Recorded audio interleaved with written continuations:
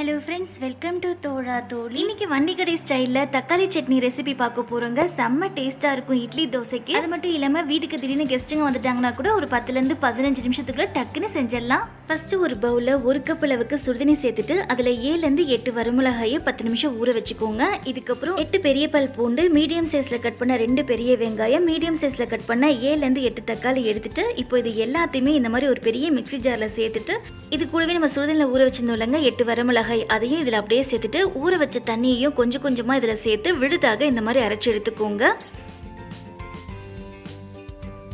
இதுக்கப்புறம் stove on பண்ணிட்டு பேனில் 1.5 டேபிள் ஸ்பூன் அளவுக்கு சமையல் எண்ணெய் சேர்த்துட்டு 1 டீஸ்பூன் கடுகு, உளுந்தம்பருப்பு, 2 வரமிளகாய் உடச்சி போட்டு சேர்த்துட்டு கருவேப்பிலை இலைகளும் சேர்த்ததுக்கப்புறம் பொடி பொடியாக நறுக்கினா 8 பல் பூண்டு சேர்த்து நல்லா இந்த மாதிரி வதங்கி வந்ததுக்கப்புறம் இதில் நம்ம அரைச்சி வச்சிருந்தோம்லங்க தக்காளி விழுது, இதை அப்படியே இதில் சேர்த்துட்டு நல்லா கலந்து விட்டுட்டு மீடியம் ஃப்ளேமில் 10 நிமிஷம் கொதிக்க வச்சிங்கன்னா பச்சை வாசனை எல்லாம் போயிட்டு சுண்டி சுருளை இந்த மாதிரி நல்லா வதங்கி வெந்து வந்துடும். இதுக்கப்புறம் தாராளமாக 2 கப் அளவுக்கு தண்ணி சேர்த்துட்டு நல்லா கலந்ததுக்கப்புறம் ஒரு டைம் இந்த மாதிரி கொதிச்சு வந்தோடனேயே ஸ்டவ் சிம்மில் வச்சுட்டு ஒரு குழிக்கரண்டி அளவுக்கு இட்லி மாவு சேர்த்துட்டு கட்டிகள் பிடிக்காத மாதிரி கைவிடாமல் நல்லா இந்த மாதிரி கலந்து விட்டுக்கோங்க.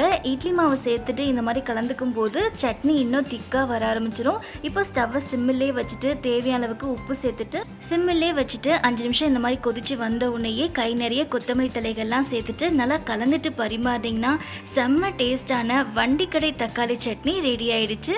இட்லிக்கு இந்த சட்னி செம்ம டேஸ்ட்டாக இருக்குங்க. நீங்களும் வீட்டில் செஞ்சு பாருங்கள். இந்த வீடியோ உங்களுக்கு பிடிச்சிருந்துச்சுன்னா லைக் பண்ணுங்கள், ஷேர் பண்ணுங்கள், சப்ஸ்கிரைப் பண்ணிக்கோங்க. கூடவே இருக்க பெல் ஐக்கானை கிளிக் பண்ணிக்கோங்க. தேங்க்ஸ் ஃபார் வாட்சிங்.